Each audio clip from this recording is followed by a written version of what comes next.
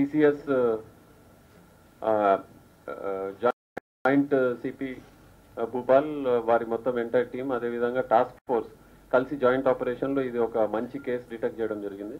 దీంట్లో ఒక అక్యూజ్డ్ అనంత్ కుమార్ అనే వ్యక్తి ఇద్దరు డాక్టర్స్కి, వీళ్ళిద్దరు కూడా చైనాలో MBBS కంప్లీట్ చేసి రిటర్న్ వచ్చిన తర్వాత 2017లో వాళ్ళు ఇక్కడికి వచ్చిన తర్వాత ఒక ఎగ్జామినేషన్ రాయాలి వాళ్ళు. అది ఫారెన్ మెడికల్ గ్రాడ్యుయేట్స్ ఎగ్జామినేషన్. ఈ ఎగ్జామ్ రాసిన తర్వాత దాంట్లో మినిమం మార్క్స్ వస్తే క్వాలిఫై అవుతారు. ఆ తర్వాతనే వాళ్ళకి ఇక్కడ ఇండియాలో ప్రాక్టీస్ చేయడానికి ఎలిజిబిలిటీ వస్తుంది యాజ్ అ డాక్టర్. కానీ వీళ్ళు అది పాస్ అయినట్లేదు.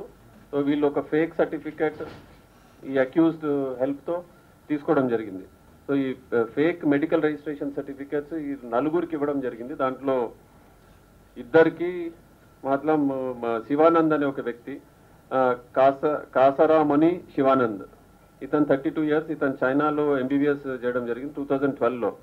తర్వాత ఇంకొక వ్యక్తి తోట దిలీప్ కుమార్, ఇతను కూడా చైనాలో 2012లో MBBS కంప్లీట్ చేసి తిరిగి ఇక్కడికి ఇండియాకి వచ్చిన తర్వాత ఇతని సహాయంతో, ఈ అనంత్ కుమార్ అనే వ్యక్తి సహాయంతో, ఇతను అనంత్ కుమార్ 47 years, ఇతను senior assistant Telangana state medical council కోటిలో ఉన్న ఆఫీస్లో పనిచేస్తాడు, రెసిడెంట్ ఆఫ్ తార్నాక హైదరాబాద్. ఇతను native of Kamunikunta Yadadri district. So ఇతను ఈ ఇద్దరు వ్యక్తులు ఎవరైతే డాక్టర్స్ ఉన్నారో ఇద్దరు డాక్టర్స్కి ఈ ఫేక్ మెడికల్ సర్టిఫికేట్స్ అందజేయడంలో అతను సహకరించడం జరిగింది. సో ఆ 2 సర్టిఫికేట్స్ తర్వాత ఇద్దరు డాక్టర్స్ని తర్వాత అక్యూజ్ని కూడా అరెస్ట్ చేయడం జరిగింది. అయితే దీంట్లో అతను ఉపయోగించిన ఎంఓ ఏంటంటే, నార్మల్గా ఎవరైతే డాక్టర్స్ MBBS పాస్ అయిన తర్వాత దీనికి నేషనల్ బోర్డ్ ఆఫ్ ఎగ్జామినేషన్ దీనికి సంబంధించిన ఒక ఎగ్జామ్ ఉంటుంది. ఆ ఎగ్జామ్ క్వాలిఫై అవ్వాలి అందరూ. ఇది ఎగ్జామ్ రాసిన తర్వాత క్వాలిఫై అయిన వాళ్ళకి ఈ సర్టిఫికెట్స్ ఇవ్వడం జరుగుతుంది. సో అటువంటి సర్టిఫికెట్ ఇచ్చిన తర్వాత ఎవ్రీ 5 yearsకి దాన్ని రెన్యూ చేసుకోవాలి డాక్టర్స్. సో ఈ అక్యూజ్డ్ ఏం చేశాడంటే, వీళ్ళిద్దరు అతన్ని ఆశ్రయిస్తే ఆ 2017లో ఎవరైతే డాక్టర్ అది రెన్యూ చేసుకున్నాడో, సో ఆ పర్టికులర్ డాక్టర్ నెంబర్ తీసుకొని ఈ అక్యూజ్డ్కి ఇవ్వడం జరిగింది.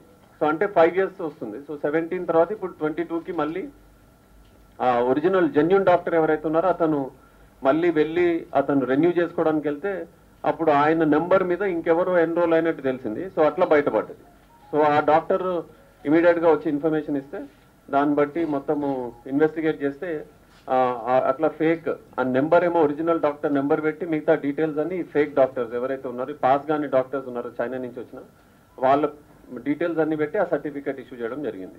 సో ఇది ప్రస్తుతానికైతే 4 ఇటువంటివి ఇచ్చినట్టు తెలుస్తుంది. ఇవి కాక ఇంకేమన్నా ఉంటే కూడా ఫర్దర్గా వెరిఫై చేసి అట్లాంటిది ఎవరైనా సమాచారం ఎవరి దగ్గర ఉన్నా సరే ఇస్తే ఫర్దర్గా వెరిఫై చేసి ఎంక్వైరీ చేసి యాక్షన్ తీసుకోవడం జరుగుతుంది.